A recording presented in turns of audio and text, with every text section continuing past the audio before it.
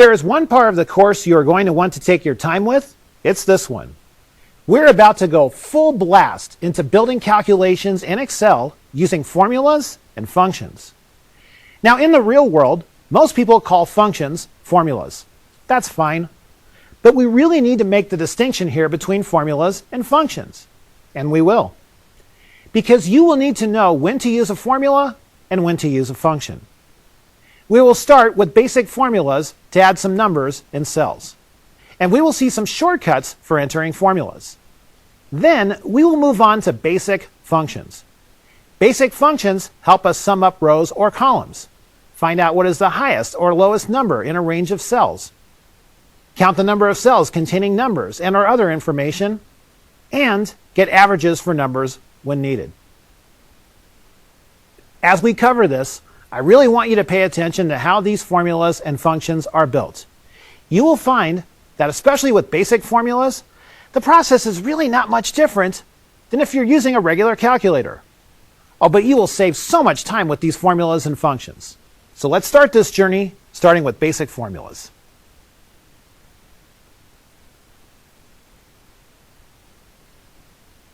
To start our discussion on formulas and functions, we're actually going to cover some basic formulas. The best way I can explain how to build formulas in Excel is, think calculator here. If you had a calculator in front of you, how would you add up some of these numbers? Like take, for example, the January numbers. You would, if you had a calculator, punch in the numbers with your operator in between, in this case a plus sign, and you would type an equals symbol and you would get your number, which in this case would be 1050, I think. Yes, 1050. So, when you're dealing with basic Excel formulas, I just want you to think of two different things compared to a calculator. Instead of typing it in this way, the first thing to understand about a basic formula in Excel, and by basic formulas we're talking about your basic addition, subtraction, multiplication, division, and with very few cells, 2 cells, maybe 3 cells at the most, because when you have a bunch of cells we have a shortcut for that, which you'll see later. Getting back to this basic formula bit though, two differences. One, when you're working with a calculator, the equal sign is the last thing you press. With Excel formulas, the equal sign is the first thing you press. As a matter of fact, every single Excel formula, every single Excel function, no matter what the size, always starts with an equal sign. That is how Excel knows you want to do a calculation. So that's your first big difference. The second big difference is this. If you're using a calculator, you're punching in numbers. Here, you're not doing that. You're actually referring to cells. So, instead of typing 570 plus 480, we're adding up cells B4 and B5. So you can either type the cell address and then use your operator, a plus here, or you can click on the cell. Now, there's some advantages to using this for a formula because watch what happens when I press enter. I've got equals B4 plus B5, the 2 cells here. There's your answer, 1050. Now, before we go any further with these basic formulas, you might be thinking, okay, that's kind of cool, I guess, but what's the big advantage? Well, there are 2 big advantages here. First of all, if somebody says, oops, I messed up on the number here, the sales was actually 500, what do you do if you have a calculator? You got to go back and do all that again, right? 570 plus 500 equals, and then you get the answer. But when you have an Excel formula like this, and you change a number and you press enter, take a look. The formula updated automatically. Big difference here. It makes recalculating sheets very easy to do because you don't actually have to do any recalculation. So one big advantage of using basic formulas in Excel is that you don't have to re-enter numbers here. Now what's the second advantage? Well, having the totals for 1 month is fine, but we actually have 12 months to add up. Now you might remember earlier in the course we covered autofill. And we mentioned that autofill fills up patterns, like days of the week, and months, and numbers. Well, let's see if that same autofill works for basic formulas. So I'm going to click on the cell, and I'm going to just use the autofill across all the months here. And well, will you look at this. Look at all that addition. B4 plus B5, C4 plus C5, D4 plus D5. I could go on and on here. But think about how much time that would take you if you used a calculator versus what we just did here, even with my explanations. That's pretty nice. And that's in a nutshell your basic Excel formulas. Now, why did this happen? Why did this move? Excel's pretty smart. It knows that if you're copying something here, you're probably copying the formula. And there's a term for this. It's called a relative reference. Formulas move relative to where they start. So if you're adding up stuff from column B and you copy the formula over to column C, it's going to think, oh, I guess you want to add up column C. And so goes with the other columns. This is really nice. Most of the time. There are exceptions, as we're about to discover here. Now, when you are selling goods, you usually have to collect sales tax unless you're in one of a handful of states here. This particular state, we have to collect 8% on sales tax. Fine. So what we're going to do here is build a calculation to take this dollar amount and multiply it by the sales tax to figure out what the sales tax burden is each month. To do this, we're going to start with an equal sign. And I'm thinking, since I can click on cells, why bother typing? So I'll click on B7, which is the total for January. Now, for operators on computers, this is something you might know, something you might not know. Pluses and minuses are the same on a computer keyboard as they are if you're writing this out. However, multiplication and division are different. Multiplication uses an asterisk. Division uses a slash. Now, if you're thinking, how am I going to remember this? Just look at the number pad on your keyboard and you'll see these. We're going to use a multiplication here because we're going to multiply that dollar amount by the sales tax, 8%. Now, since I can see the number, I don't even care what cell it's in. It happens to be K1. Great. Perfect. So I'm going to multiply these two and press enter, and it's $85.60 is the sales tax. Fine. Now let's see what happens when we fill this across the way for the other 11 months. Uh-oh. Okay, I don't know for sure, but the last I checked, 8% of $1,530 wasn't zero. Now you might be thinking, okay, cut the drama. Actually, this isn't drama. This happens in real life quite often here, which is why I'm showing you this example. Let's see what happened here. This first formula of B7 times K1, perfect. But look at this. Remember what I said about a relative reference? See, that formula moved relative to where it started. So the first formula, if I double click this, you'll really see this. It multiplied B7 and K1. Perfect. Let me press the escape key so I don't mess anything up here. And I'll double click this cell. Now look, C7 is correct, but it moved the formula over to L1, which is blank. Yikes. And if we continue this pattern, we see the same thing. So as you can pretty well see, we have a little bit of a problem here. Here's the point with basic formulas. When you're adding up numbers across columns or down rows, and you've got consistency here, then you can use a relative reference all day. You can move the formula along and everything's fine. But when you have a constant, in this case cell K1 where the taxes are, you need to change this to either what we call a mixed reference or an absolute reference. Now what do these look like? Let me press escape here and I'll click back on the first cell. B7 times K1. Now let's think about this for a minute. If we fill this across the screen, we do want this part to stay relative because we want these cells involved in the formula. However, we want K1 to stay constant, don't we? Because the tax rate is only in one cell. So what do we do here? The key is to put a dollar sign in front of that which you want to stay constant. So if you want the 1 to stay constant but the K to move, you would put a dollar sign in front of the 1. Now this is an example of what we call a mixed reference. It's because what we're saying here is K can move, but the 1 stays absolute. Now is that going to be the solution here? I think not. Because we want the K to stay put. So instead of a mixed reference like you see here, we're going to make this into what we call an absolute reference. And to do so, I'm going to put a dollar sign in front of that K. Now, if you've worked with Excel a little bit, even outside of this course, you may have seen this absolute reference a time or two and wondered, what are these dollar signs doing here?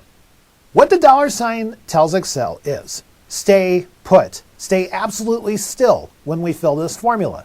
That's why they call it an absolute reference. Now this will sound a little corny, but I always like to say if you want to remember this, just think, the buck stops here. Ha. Get it? $, buck, well. Anyway, so I'm going to go ahead and press enter with this absolute reference now on K1. And then I'm going to click on this formula. I'm going to grab this dot in the lower right corner and drag it with the mouse through to December and take a look. Everything works now. The first part of the formula stayed relative. The last part stayed absolute. Why? Because we put the $signs in front of the column and the row. So that's an absolute reference. If you're thinking in real life terms, when would I use one? Just think constant. If you're having a bunch of cells refer to one constant cell, think absolute reference, and you'll do just fine. Now to round out these basic formulas here, let's see. We just want to add these numbers up. So we'll put an equal sign in. We'll click on B7 in this case. We'll put a plus sign in, add the sales tax. That looks good. We'll press enter. And then we'll fill this all the way through. So now we have our basic totals for the sales tax, and then the grand totals all the way through to December.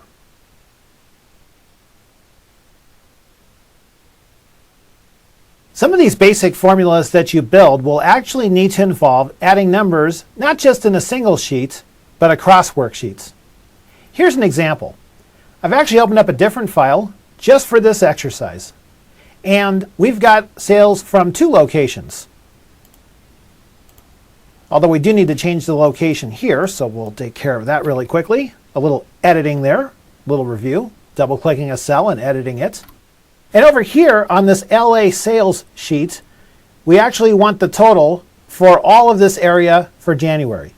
Now we have the sales here, and then back on the OC tab, we have the sales for OC, Orange County. So now we want to actually take and add up these 2 numbers across these 2 sheets. To do this, we're going to start where we want the results, which is on this LA worksheet.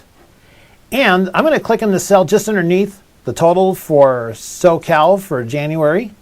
And I'm going to type an equal sign. When you're using a basic formula, it doesn't matter if you're going with numbers on a single sheet or across multiple worksheets. The process is the same. You start with your equal sign. Then you click on one of the cells you want to add up. So I'm going to go back over to this OC sales worksheet and click the January total. And then I'm going to type a plus sign. I'll click back on the LA sales sheet, click on that January total, and press enter on the keyboard. So now we have the total across 2 sheets for the month of January. Now, just to look back at the formula, what I want you to see here is it's adding up cell B9 both from OC sales and LA sales. And it's got the sheets inside of single quotes and an exclamation point in between the sheet and the cell. The reason you want to actually select cells when you're adding things across multiple worksheets is because, think about it, would you remember to type up quotes here and an exclamation point? Probably not. So, when you're doing basic formulas across worksheets, use the same technique you would use as if you were just adding up numbers on a single worksheet. Start with your equal sign, click the cells you want, and don't forget that plus sign in between.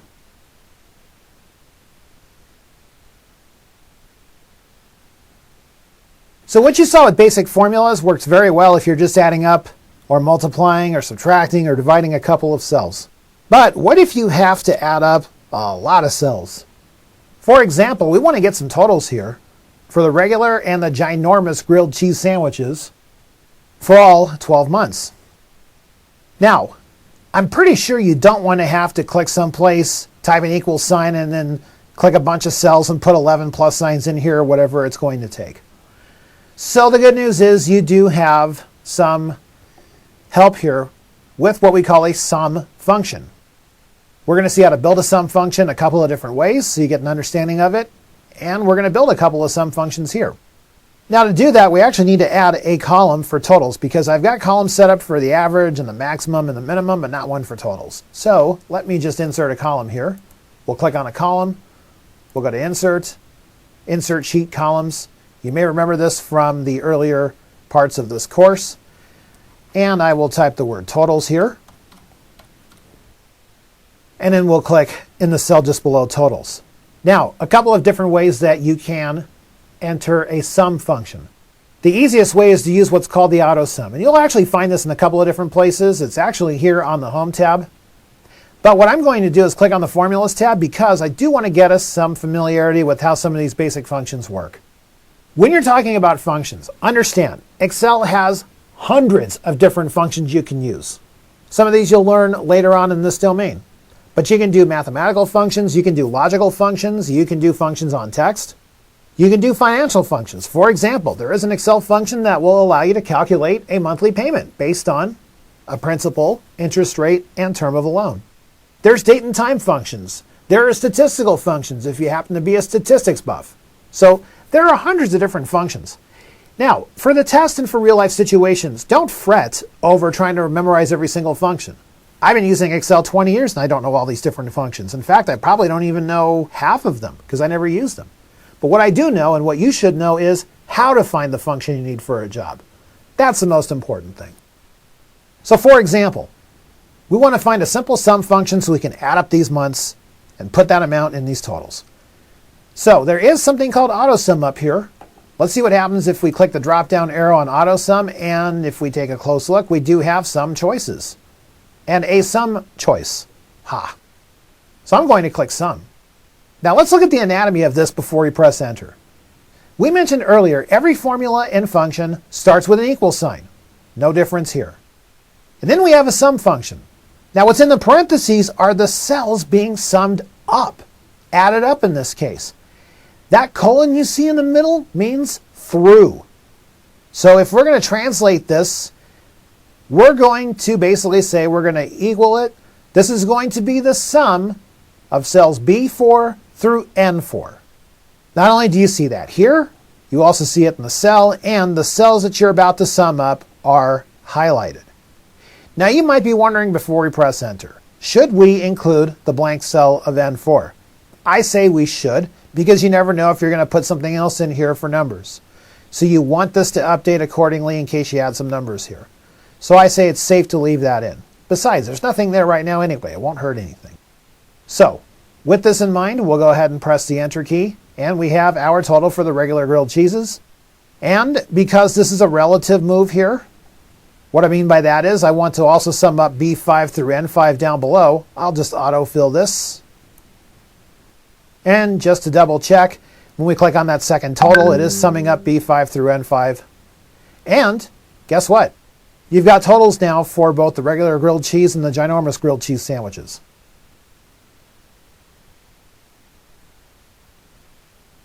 Now you can use AutoSum if you happen to not be on the Formulas tab. If for whatever reason you prefer typing this a little bit, that's fine. So I'm going to show that here under totals to get the totals below. I'm going to click on cell 07 it looks like, and I'm going to type an equal sign because that's what we start with. Now as soon as I type a letter S, it's going to give me all of the functions that start with the letter S. So I'm going to look for sum. Now at this point you can either double click the word sum, or if you'd rather type it, you can type sum. It's up to you. And then you want to open up a set of parentheses because whatever's being done needs to be inside those parentheses. And then from here you can either type these addresses, or what I'm going to do here is just select these. And here we go, B7 through N7. And then I'm going to close the parentheses and press enter. So that's just another way to get a sum function in. If you prefer typing the whole thing, you can do that. I'll go with an equals. I'll type the word sum. Notice I'm doing this in lowercase. The good news is when you're dealing with formulas and functions, you're not dealing with something that's case sensitive, so you can type it uppercase, lowercase, whatever. I'll open the parentheses up, and I'm going to need cell B8 here, so I will type that. And then a colon, so I can put my through in there. And I'll include this blank cell to be consistent with things, N8. Now watch what happens when I press enter without closing the parentheses. It still worked. If it's a more complex function, sometimes you'll get an alert on the screen saying, hey, you didn't close a parenthesis here, is this what you meant? And you can just go with that. By the way, I don't feel like typing any more sum functions right now, so I'm just going to use the autofill to fill this up. So here's our grand total. Now, we saw before where when you're using basic formulas and you change something, those formulas automatically update. Good news is the same holds true with these functions. For example, if I change one of these numbers and press enter, you'll notice everything updated. So the really good part about working with these basic formulas and functions is as you update data, the formulas update as well, which means your results update as well.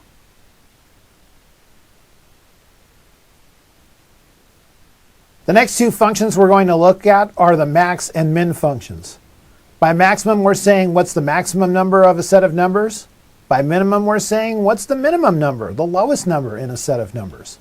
For example, on this sales sheet, we want to see what the highest sales amount was for a month for the regular grilled cheese sandwich, and then what was the highest amount for the ginormous grilled cheese sandwich.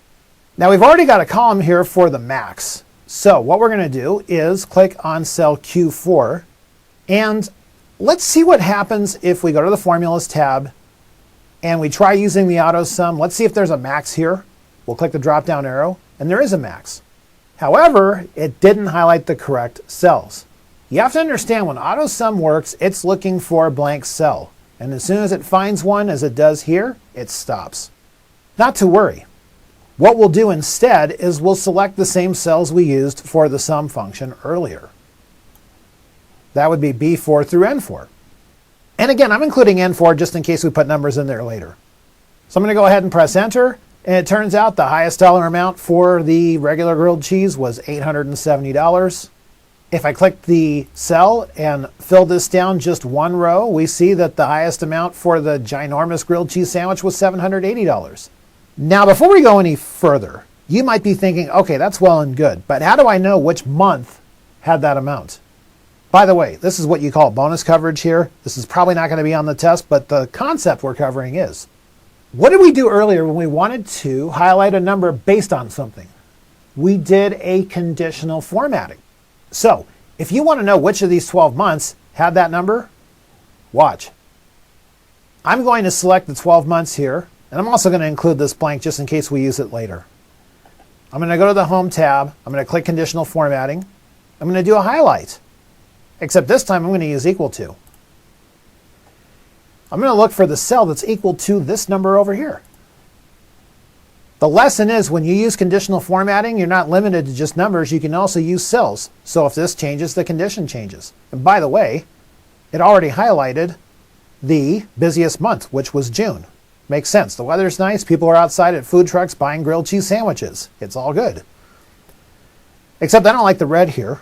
I'm going to click the drop down arrow and choose green and click OK. Now, I'm not going to worry about doing this for the ginormous grilled cheese sandwich. This was just something we wanted to do for one example here. But the point is, you can use conditional formatting to match up with cells just as easily as you can with a range of numbers. So that's a max function. Now, what about the min function? What about the lowest number here? We have the min column, but it's blocked just a little bit. So I'm just going to zoom out a touch. Now we can see it. And I'm going to click in the first cell under min, and I'm going to type an equals sign. And I'm going to type the letters MIN for min. Now, could I have used the auto sum? Sure, but we're just showing you some different ways you can get these functions in here. And then I'll open the parentheses here, and I'm going to select the same cells that I used for the max function. Because again, I want to see what the lowest number was for sales for those grilled cheese sandwiches. And then I'm going to close the parentheses here and press enter. And it turns out the lowest month had $360 worth of sandwiches. It just so happened it was December. So I guess people weren't visiting food trucks while they were out doing holiday shopping. Oh well. And I'm going to go ahead and fill this down so we see what the lowest amount was for the ginormous grilled cheese sandwiches. And that happened to be a month where we had $330 in sales. And that happened to be November. Again, holiday shopping. No food trucks. There you go. Here's the point. When you want to get the largest number in a range of numbers, use a max function. When you want to get the smallest number in a range of numbers, use the min function.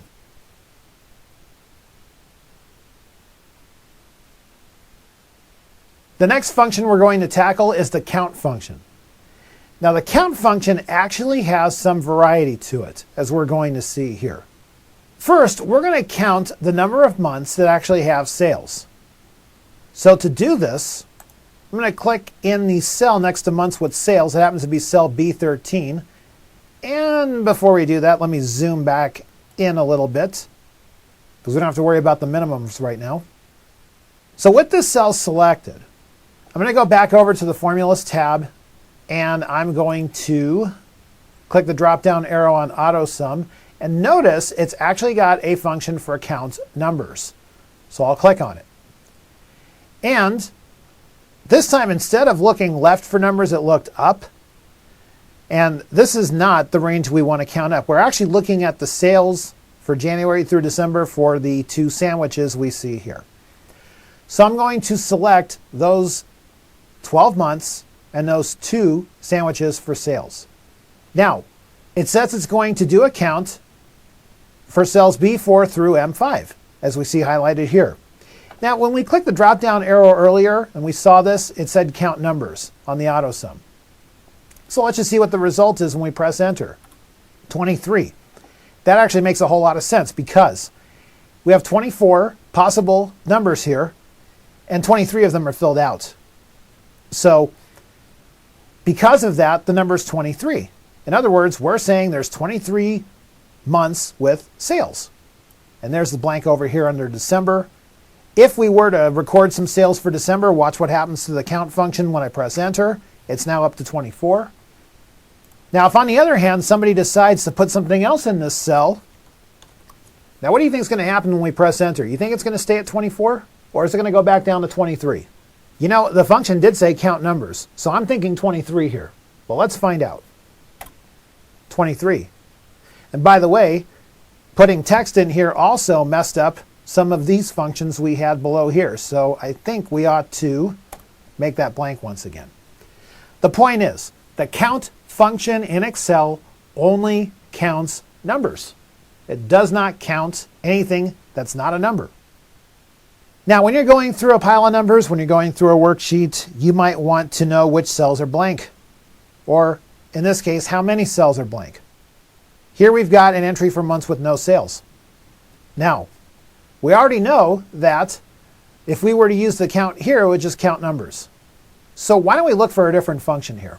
Let's see what happens if we click more functions. And I'm going to do a search for a type of count function. I'll click Go. And it turns out that we actually have several different count functions from which we can choose.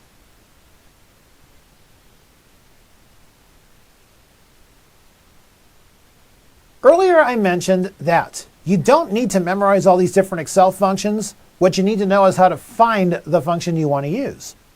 And when you go to search for a function and you see the matchups here, what you want to do is click on these and read the descriptions. For example, with count, we already know what it does. It counts the number of cells in a range that contain numbers. Not what we want here. COUNTIF counts the number of cells within a range that meet the given condition. We're actually going to cover that function in detail a little bit later on in this domain. But that's not quite the one we want just yet. COUNTA counts the number of cells in a range that are not empty. Well, that's about the opposite of what we want here because we're looking for empty cells. So if we continue to look, I'm just looking up and down the list and, ooh, what do we see here? What does this say? Count blank. Aha! Counts the number of empty cells in a specified range of cells. Now, are we going to find the result of what function we want this quickly always? No. Sometimes you're going to have to do a little bit of reading here. But the point is, for all of your Excel functions, you can select a function, you can read the description, you can try it out. The worst that happens is you erase the cell and try again. But I think this is the one we want, count blank. So I'm going to go ahead and click OK. And for the range, I'm going to select those 24 cells again. The same ones we used for the months with sales earlier, B4 through M5. Now, if you take a close look at this, when we're using this description here, we actually have the result right here, 1. And that actually makes sense because we have one blank cell. So we'll click OK. And what do we see here? We see 23 months with sales, 1 month with no sales, as indicated with this blank. Now, one real-life situation you must be aware of when you're dealing with this. If you put a 0 here, take a look at what happens. It now thinks there were some sales. So, the point is, count blank means, guess what? Count blank. So I'll make this blank once again. Now what about this last one where it says cells with data? Cells with data are cells that have anything in them. Numbers, text, whatever. Now this is not going to be the most practical example, but this is one of the functions you might see on the test, so we'll cover it here. When we were looking through the count functions earlier, we did see a COUNTA function, didn't we? In fact, let's look for it again. So I will go to the auto sum and go to more functions. We'll do a search for count. We'll click go. Here's count A. Let's just review this. Counts the number of cells in a range that are not empty. Makes sense. So we'll click OK. And then what we'll do is we're going to select those cells once again. The result is 23. So we have 23 cells which are not empty. We'll click OK. Now, if for whatever reason somebody typed some text in here and pressed enter, now we know this is going to mess this up, so we're not going to keep this here forever. But look at what we have. 23 months with numbers, no months that are blank, 24 cells with data. So count A counts everything. Numbers, letters, you name it. If we put this back at empty, we're back at 23 cells with data, 23 months with sales, 1 blank. So there's quite a few different count functions you can use. The key to all of this is using the correct count function for the job. The last of the basic functions we're going to look at is the average function. For this example, we're going to get an average of the 12 months for these totals, and we're going to store that in the average column here. So I'm going to click in cell P4, and I'm going to use the AutoSum again. I've already clicked the Formulas tab. So we'll click the drop-down arrow on AutoSum, and we'll go with average. And as expected, it didn't quite select the correct cells. So I'm going to go ahead and select the same cells that we used for the sum function, the max function, and the min function. And you might be wondering, what about the blank? Is that going to count against the average? That's a concern people always have when they first use the average function, and it makes sense to have that concern. Well, let's press enter and find out. So the average is $657.50 a month. Now, if you're wondering, did this blank count against the average? Well, just to show you that it did not, I'm going to bring up the Windows calculator really quickly. I'm going to divide 7890 divided by 12. 657.50. That's perfect. So what can we conclude from this? Blank cells do not count against an average. To further prove this, I've got the cursor in P5, and here we can get an average of the ginormous grilled cheese sandwiches. I'm just going to type this one manually, equals average, and open up the parentheses and select all of these cells. And if I close the parentheses and press enter, the average says 520. Now, 5720 divided by 11 is 520. It's taking an average of 11 months. It is not counting the blanks. Now, if for whatever reason you're still not convinced, watch. If I put a 0 in this cell and press enter, what happened to the average? It went down. Here's the point. Blank cells do not count against averages, but cells with zeros do. And this is a funny conversation I've had with a lot of people working in accounting and financial departments. Some people like to have zeros, some people like blanks. The point is, though, if you have averages, you have to take this into consideration. 0 is not the same thing as nothing. See, 0 sales here would mean you didn't sell any sandwiches. A blank cell means we just don't know if we sold any sandwiches that month. So the point is, be careful how you enter the data in your cells if you are storing averages as part of the different functions that you use for calculations on Excel worksheets. To finish our discussion on basic formulas and functions, I want to point out a real-life situation to you. Now, what you're about to see is not on the Moss exam, but this is a very good real-life situation. You may have wondered all along that when we covered the basic functions, in fact, I'm just going to click on cell 04 here, and here's a refresher. It's summing up B4 through N4. Now, you might be wondering, why do we have a blank column in between our data and our totals? And if you look closely, there's also a blank row in between data and totals here. Well, this again is a real life situation, and the answer is simple. When you are building your Excel files, you want to make them as versatile as possible. You want to make these so that if you add data, your formulas update properly. So how do we make this happen? First, you always want to make sure you have a blank row between data and totals, or a blank column between data and totals. And then, if you insert blank columns or blank rows after the fact, make sure you insert them on top of the blank rows or columns. Let me demonstrate this so you can see exactly what we're talking about here. Now I want you to pay attention to the cells being summed up, B4 through N4. And what I'm going to do is I'm going to click on column O. And I'm going to click on the Home tab. And I'm just going to click Insert, Columns. Now, we want this function to pick up column O, and unfortunately it's not right now. It's still summing up B4 through N4. In fact, if I double click this, that's exactly what we see. Now, this can become a problem later on if we decide to put some data in column O. So I'll press Escape, I'll undo this column, and then watch what happens if I insert a blank column on top of column N. Now, before we go any further, understand, N is inside the range of what's being added up here. Keep that in mind for the next few seconds. I've selected column N. I'm going to insert a column here. Now, watch what happens when I click on the total here.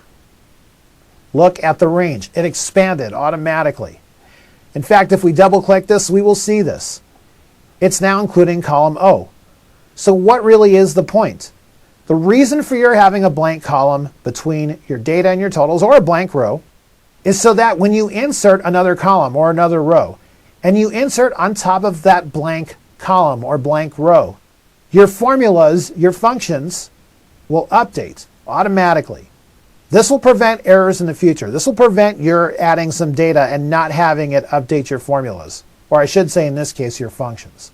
So remember, when you are going through and building your functions, have a gap between your data and your totals.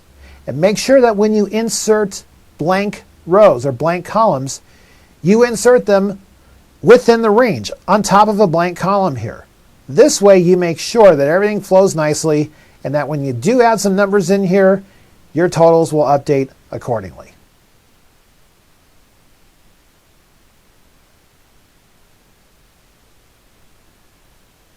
Wow, that was a lot of ground to cover, wasn't it? Here are a couple of points to remember. First, with basic formulas. Remember that the equal sign starts a formula. In fact, the equal sign starts any calculation in Excel. And remember to use cell addresses, not numbers. Those are really the only two differences between a basic Excel formula and using a calculator. But hey, when the numbers in Excel change, isn't it nice that the results automatically update? For basic functions, let the AutoSum button be your best friend here. Remember the basic construction: an equal sign, the name of the function, and then the cells used for the function in parentheses. For example, equals sum, and then in parentheses, B2 colon H2, adds up all of the cells from B2 through H2. Before we cover more functions, you may want to pause this video and do the exercises in the project workbook, which involve using basic formulas and functions. Even better, why not build an Excel workbook that, say, tracks expenses over a few categories for a few months? This can give you practice in building some of these basic formulas and functions. And when you practice, use the formula and function tips you saw here to your advantage.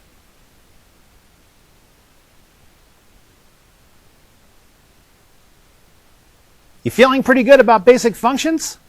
Hopefully you do, because now we're going to expand your knowledge of functions, starting with conditional functions. What do we mean by conditional functions? Here's an example. You may have these food trucks assigned to different areas and an overall expense log for all of these trucks. But instead of getting the totals for all of the expenses, which would use a sum function, you only want to get totals for trucks from one area, not all areas. Now what I just described to you is the SUMIF function. You can look at this as sum these trucks' expenses if they are in the area I need to see. Now there are also average if and count if functions, and yes, they build on the average and count functions you learned about earlier. All of that said, the first conditional function we're going to see is the if function. The if function checks a condition.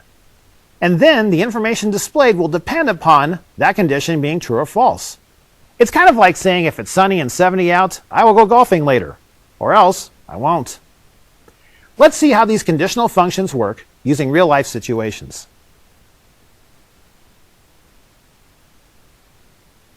Earlier in this course, we learned some basic formulas and functions, and we learned that we can use those to get timely and accurate calculations in our Excel files. So now we want to shift the focus to conditional formulas, starting with the most common conditional formula for many, The if function. Take this fuel expenses file for example. We've got regions, truck types, and amounts that they've spent on fuel. And we're trying to keep the fuel costs to $30 or less. So what we want to do is put a little bit of a message in this column, column D, for anything that exceeds $30. So to do that, the first thing we're going to do is select the cell in the cost column. And I've selected cell D4 as this is the first cell that is going to contain the if function. And basically we just want to put a function that says this. If the amount is over $30, we want to put a message here saying it's too high of a cost. Otherwise we'll just leave it blank. So to do this, we're going to click the Formulas tab on the ribbon. And part of learning functions, and this is something I mentioned earlier in this course, is not so much memorizing the functions, but knowing how to find them. As you learn these different functions, sometimes it'll be a bit of a guess as far as where the function is located, and that's okay. That's how you learn this. Because we're looking for an if function, I'm going to think that we're looking for a logical function, because an if statement's basically true or false, yes or no, something like that. So I'm going to click the drop-down arrow on logical, and we actually see the if function right here. Now what's nice about using the Formulas tab and going through the different categories is when you do get a hold of a function you think you need, you can quickly read the description of it and then decide, is this the one I want to use or not? So the description here basically says checks whether a condition is met, returns a value if it's true and another if it's false. And that's exactly what we want here. So I'm going to go ahead and click if. And for this we have a function arguments box. Now, one thing you want to pay attention to when you're learning these different functions is anything that's here in bold is required. So in order for us to have an if function, we have to have a conditional test, which would make sense.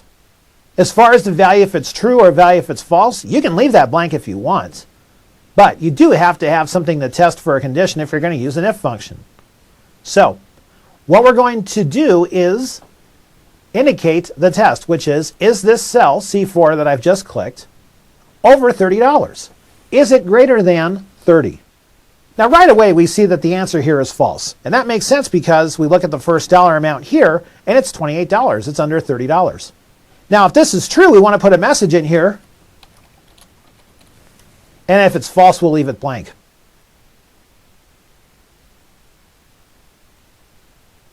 Now, let's click OK and see what happens with this.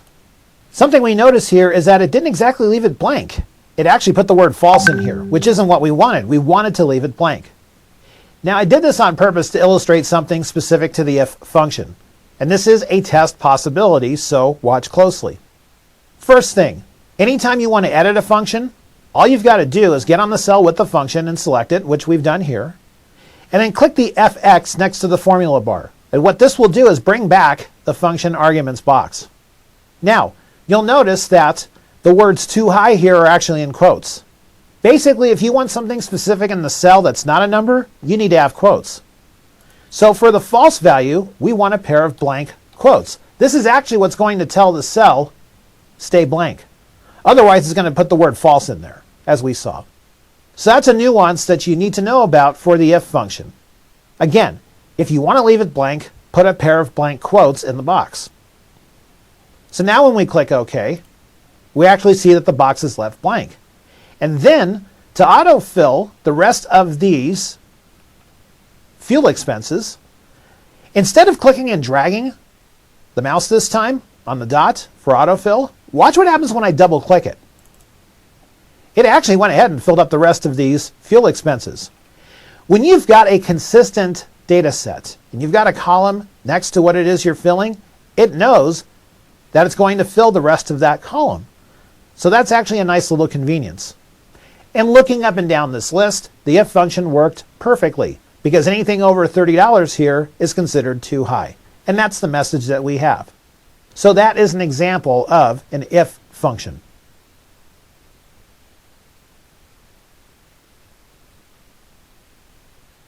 We just learned about the if function. Now we can use the if function in combination with some of the functions we learned earlier, like sum, or average, or count. Sometimes you want to sum up a range, but you don't want to sum up an entire range. For example, in this particular file, somebody wants the total for region E. So here's one way you could do it. You could click in the cell next to the request In this case, it's cell G4. And you could press the equal sign, and then you could start looking for all the cells with that region. So I've got one here. I'll type a plus sign. I've got one here. I'll type another plus sign. And before we carry this on for too much longer, you can see this is rather tedious, number one. Number two, it's pretty easy to miss one here. So this is not the best way to get a conditional sum.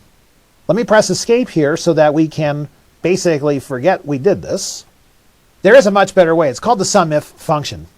It's a combination of summing things up if a certain condition is met. So to do this, we're going to go looking for the SUMIF function. Now, we found the if function under logical, so I'm going to click logical first. And we'll notice that the SUMIF function is not here, which makes sense in a way because this is not purely a logical function. There's actually some math involved here. So let's look for some other categories. Here we have lookup and reference. Probably not it. Here we've got math and trig. Well, sum is math, so let's click here. And I'll scroll down to the S's. And sure enough, we see SUMIF right here. And if we roll our mouse over it, it says adds the cells specified by a given condition or criteria. Sounds pretty good. Let's at least give this one a try. So I'll click SUMIF, and here comes the function arguments. Now, anytime you are learning these functions, you do want to take a moment to read what the field is asking for. So range says range is the range of cells you want evaluated. Now let's think about this for a minute. We want to add up these amounts, but it's asking for the cells we want evaluated. Sometimes you want to go through and read all the descriptions before you start putting cells in here. So I'll click in the criteria box. Criteria says it's a condition or criteria in the form or number, expression, or text that defines which cells will be added. Let me paraphrase that. That's your condition, which we'll put in here in just a moment. The sum range are the actual cells to sum. That tells me it's this range over here. So the sum range is actually these numbers. So since I'm already in the box, I might as well go ahead and select those cells. But that's not the actual range that's being evaluated. When you're talking range here for these conditional formulas and functions, the range is where's the condition? And the criteria is what is the condition? That's a good way to remember it. The range is where is the condition? The criteria, what's the condition? So where's the condition? Let me click in the range box.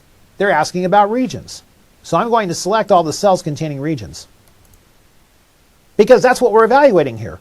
We're asking for region E. Now what's the criteria? The letter E. Remember from earlier now, if you are going to have text in for criteria, it needs to be in quotes. Usually it'll put the quotes in for you, but I'll just type these in this time just to be sure. Right away, we actually see that for that range, for this criteria, the sum is 93. We'll click OK. And just to do a quick check of this here, there's only 4 E's. So if we do this very quickly manually here, there's 20, there's 49, there's 75, that's 93. So that worked perfectly. I'm not asking that you always do a manual check on this one, but we did this time so you know, and you can be confident on how to use this SUMIF function.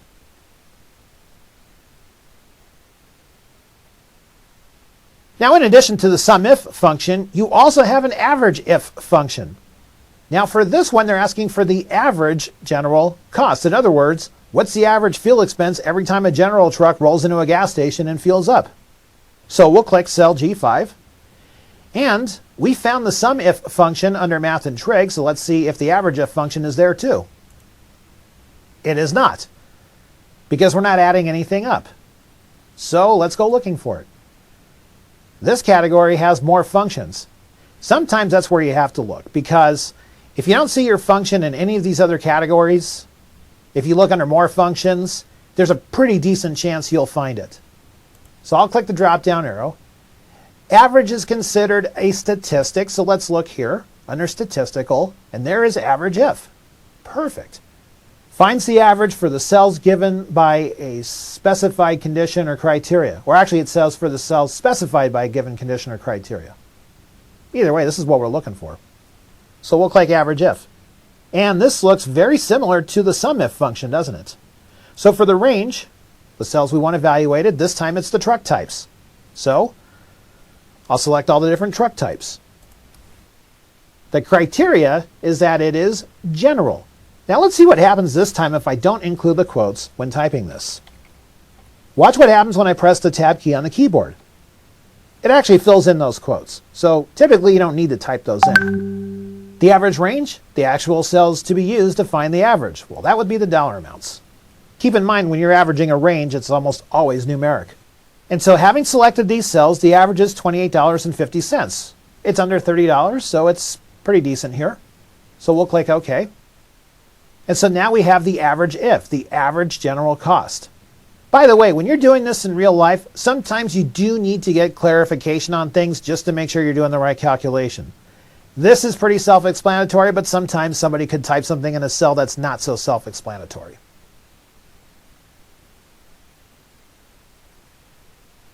Last but not least, we have gourmet fuel stops. Now this is going to require our use of a COUNTIF function because they want to know how many gourmet fuel stops we have.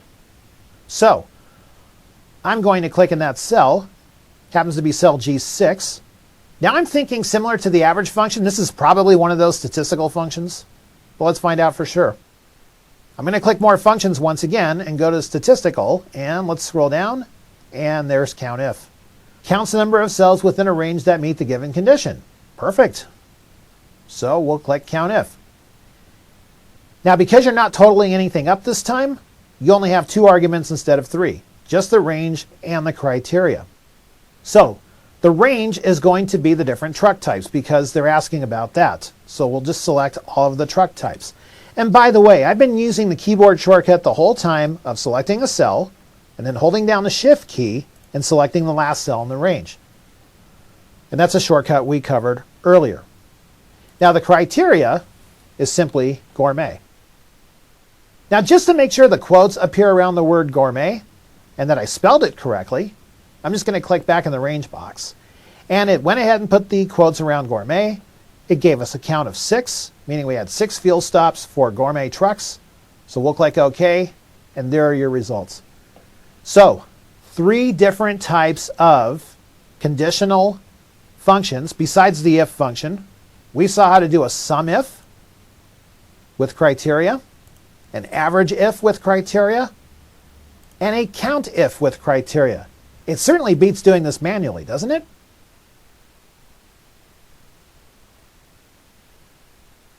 You might be thinking at this point, wow, this is a lot to absorb. Or you might think, no, I've got this. Either way, consider pausing the video again and doing the project workbook exercises on conditional functions. And remember this, the key to all of these if functions is to know what condition you want. Then you can plug those into the function arguments boxes, as we have seen multiple times here, and generate results based on the conditions you set.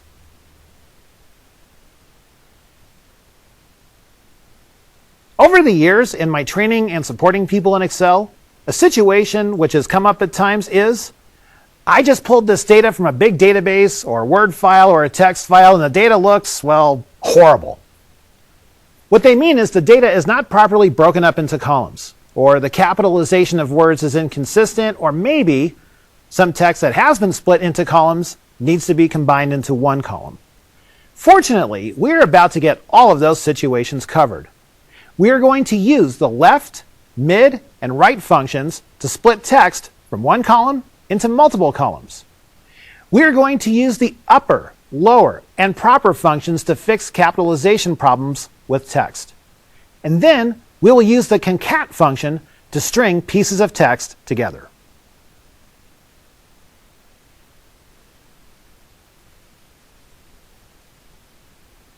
All of the functions that we've covered so far have focused on things involving numbers. There was a little bit of text with the if function, but basically we've been dealing with numbers. Now we're going to focus our attention on some text functions. I've got a file called truck names open, and here we have a list of food trucks. And we want to use some functions that are going to basically pull apart what you see here for a truck number, because each part of the truck number means something. In this particular situation, the first 3 characters of the truck define what kind of truck it is, whether it's general or dessert or breakfast, or if we scroll down, we see a few gourmet trucks here. We want to indicate those types in this type column. The second 2 numbers in the truck indicate the year the truck went into service. So 2014 for these trucks, 2015 for these trucks. Last but not least, we have the truck number as indicated with the last two numbers of each truck.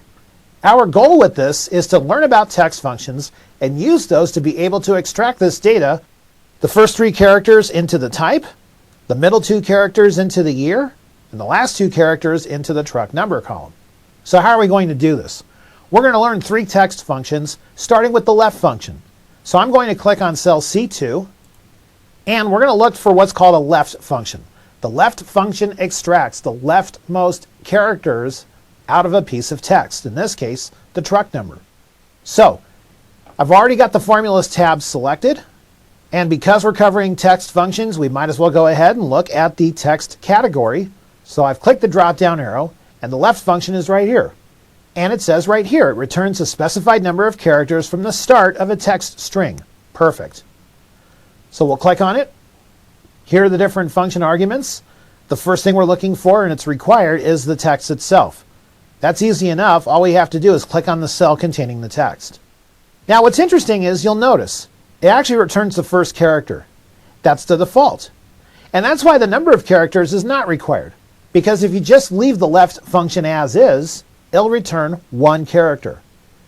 That being said, the best practice is to always specify the number of characters you want. In this case, we want 3. So I'll type a number 3 in here, and we have the GEN for general, and that's exactly what we want to see here. So we'll click OK. Now the test will be, if we double click this dot, will it fill down the rest of the data? It won't. And that's because you've got a blank column in between one set of data and another set of data. So for this one, I'm just going to have to click and drag this down and autofill this manually, which is not a big deal. There we go. So the left function worked perfectly for all of these different trucks. Now for the year, we're going to need to use what's called the mid function. Whereas the left function gets the leftmost characters out of some text, the mid function gets the middle characters out of some text. So I've got the first cell selected under year, and I'm going to click the text category once again, and the mid function is right down here. Rolling the mouse over it, it says returns the characters from the middle of a text string given a starting position and length. Sounds good. So I'll click mid. You'll notice that all 3 arguments are required this time, starting with the text. Now the text is over in A2, so we'll click that cell. The start number is defined as the position of the first character you want to extract. So we just have to count a little bit here, because we don't want the first 3 characters. We want to start with the 4th character. So the start number is going to be character number 4. How many characters do we want? We want 2, because we have 2-digit years on all of these trucks. So in the number of characters box, we'll click and type a number 2. And just to double check the work, before we click OK, it does return 14, which is exactly what we want to indicate the year the truck went into service. So we'll click OK. And let's see what happens if I double click the dot this time. It does fill it up automatically because it has data next to it. So all of the trucks now have the type extracted using the left function and the year extracted using the mid function.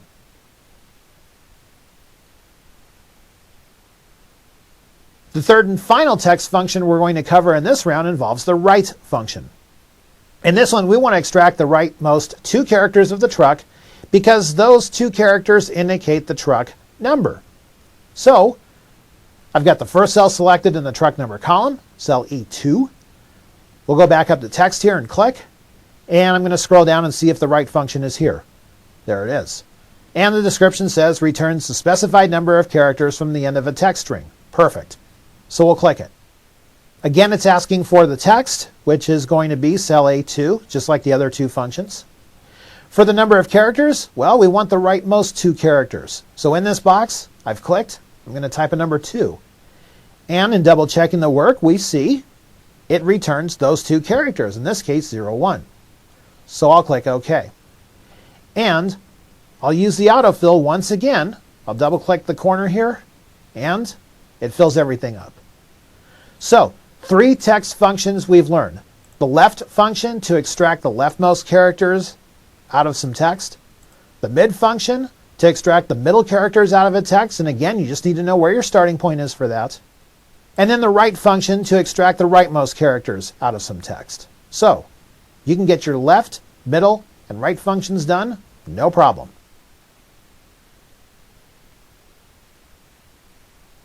The next set of text functions we're going to look at are functions that I call cleanup functions because they clean up text. That's not an official term, I'm just using it here.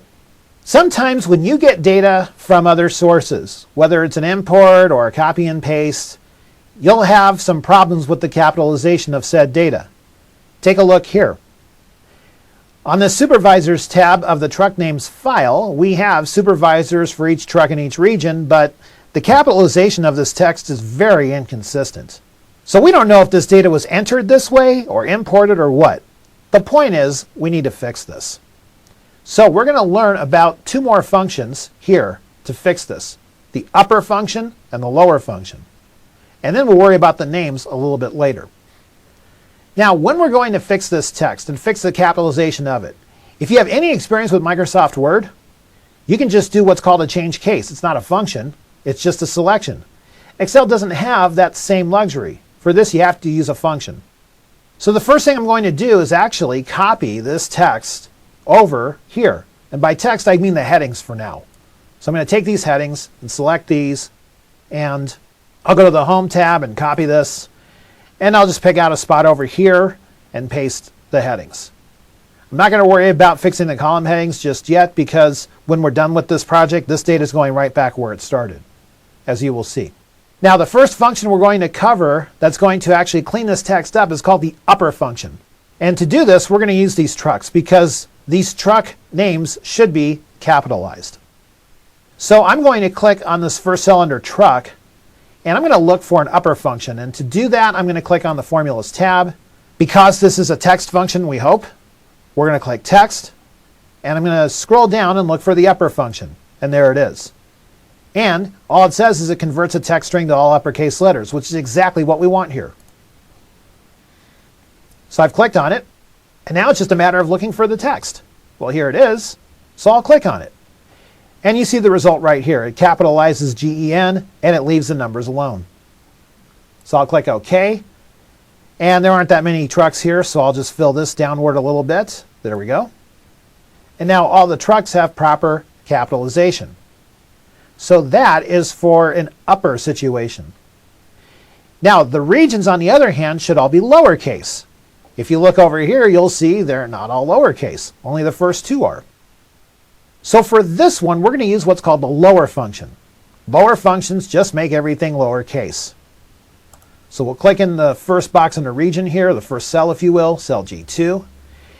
And I'll go back up to text and click, and here's the lower function. Converts all letters in a text string to lowercase. Good. So I'll select that, and I'm just going to look for the text here. Here it is. And I'm going to click OK and fill this up. So now all the regions are lowercase. So that's fixed.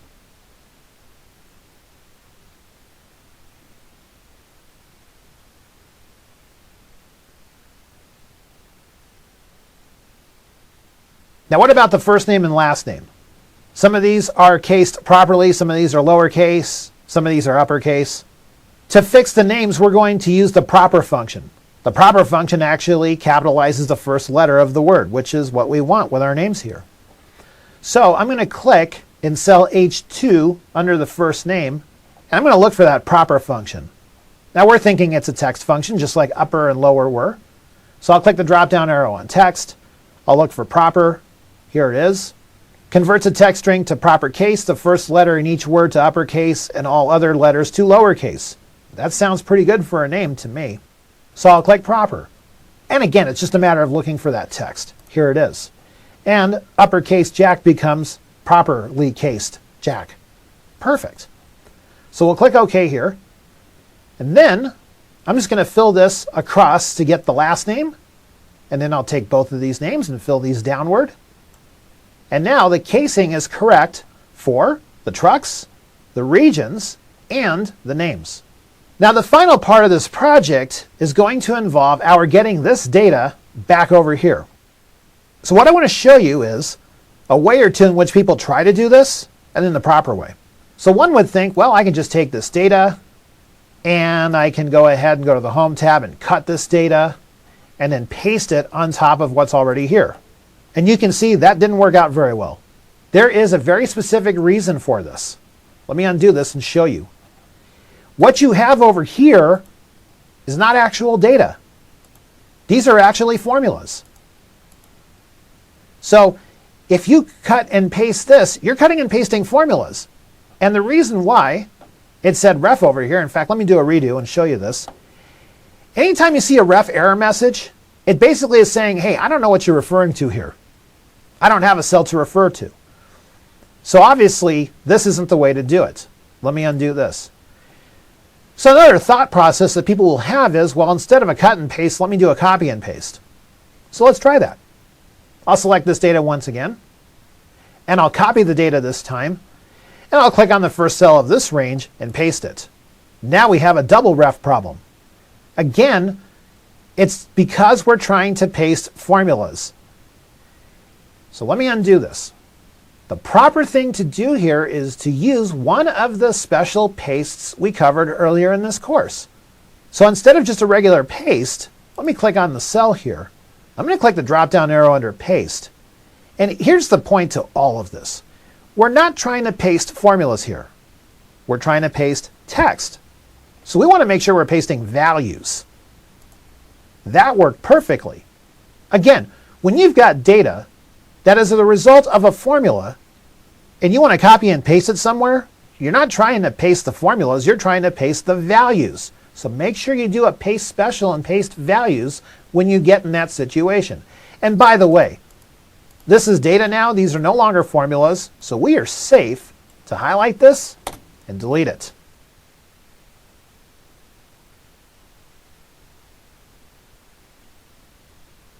The last text function we're going to cover is called the concatenate function.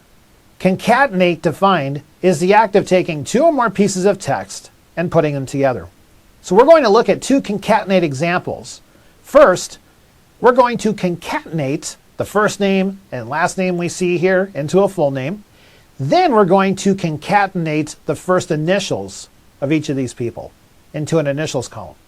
So to get started, I'm going to click in cell D2. That's the first cell under full name. And I'm going to click on the Formulas tab. So we've been covering text functions. So I'm going to look for this concatenate function under the text category on the Formulas tab. So I'll click on text. And we do see a function called concat, probably short for concatenate. Let's look. Aha! Concatenates a list or range of text strings. Perfect. So I'll click concat. And it's just basically asking for the text that we want to concatenate here. So for this full name, I'm going to start with the first name. So I've clicked in cell B2 where we see this first name. There it is. And we want to concatenate this with the last name. So I'll click in this second text box. And what I want you to notice is as soon as I clicked in that second text box, a third one came up. And if you look at the fine print down here, it's saying that you can concatenate up to 254 text strings. Now, hopefully in real life, you don't have to concatenate that many. But the good news is you can concatenate quite a few. So we want to concatenate this first name with the last name. So let's click on this person's last name. Now, this is why you always want to double check your results before you commit to these. Because if you take a close look at this, there's no space in between that first name and last name. We really need to have one here. So instead of concatenating first and last names, we want to concatenate the first name, a space, and then the last name. So I'm going to erase this here, and I'm just going to type a space.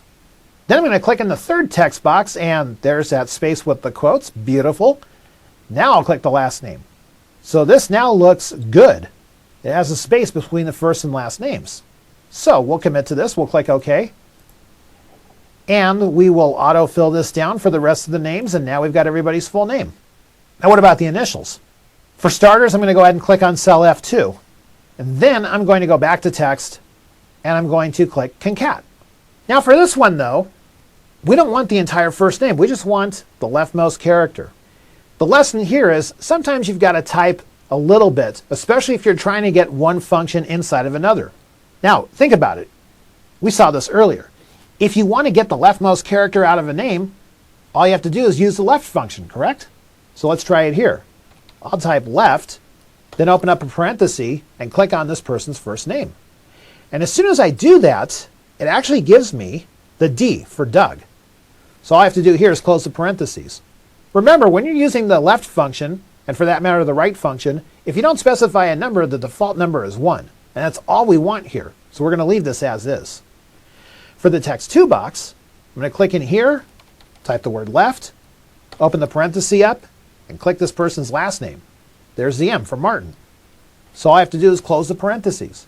What we're doing here is we're actually nesting one function inside of another, the left function inside of concat. Here we have the initials, so this worked out perfectly. We'll click OK, and then we'll just fill this downward. So now in addition to everybody's full name using the concat function, we also use the concat function in combination with the left function to get everybody's initials.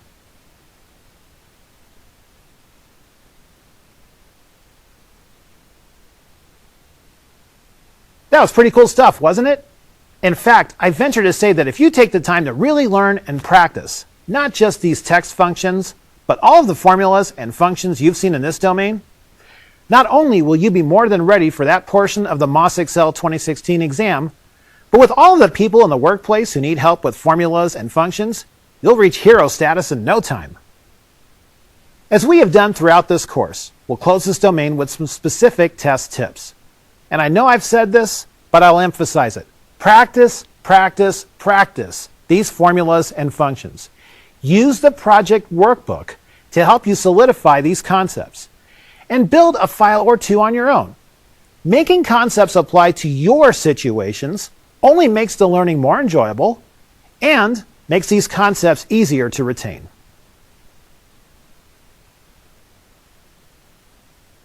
Before we move on to charts, let's take a few minutes to recap what we learned in this domain on formulas and functions. Here are some highlights. For basic formulas, remember, you always type the equal sign first, and that goes for any formula or function. That's how Excel knows that you're about to do a calculation of sorts. When you use basic formulas, use cells, not numbers. So for example, you're adding up cells B2 and B3, not 8 plus 5 or 80 plus 50. And for your basic formulas, remember your symbols. Plus and minus are the same as they are on a calculator, but for computer speak, if you will, the multiplication is an asterisk and the division is a slash. When you're copying and pasting formulas or auto-filling formulas, the formulas move relative to where they start. So for example, if you're in column B and you add up B2 and B3 and you fill that over to column C, it will add up C2 and C3. Column D will add up D2 and D3 and so on. This is good most of the time. But remember, this is an example we saw earlier. If you need to keep a cell constant in a formula, use a mixed reference. So for example, B2 times K1, if you need to keep the K constant, put a $ in front of that K. A better move is to use an absolute reference on the cell, and that involves putting a $ in front of both the column and the row. So for example, we've got B2 times K1. $K, $1 means make it absolute. Don't move that part of the formula when we copy and paste it. We covered some basic functions, the sum, the average, and then a host of count functions. Count, count A for count anything, and count blank for counting blank cells. We also covered conditional functions. The if function to test a condition and give us a result depending upon whether that condition is true or false. Then we used some conditional functions such as sum if, and average if, and count if. We also covered a host of text functions. We used the left, mid, and right functions for extracting text. We used the upper, lower, and proper functions for fixing the look of text, the capitalization specifically. And then we used the concat function for adding strings of text together. Now in all of this for functions, remember the golden rule. It's not that you memorize the functions, it's that you know how to find them. So before you sit for the exam, spend some time on that Formulas tab, going over the different functions we've covered. Spend some time using AutoSum to see how that works. We covered that earlier. The most important thing is that you know how to find the function you're going to use, not that you memorize it.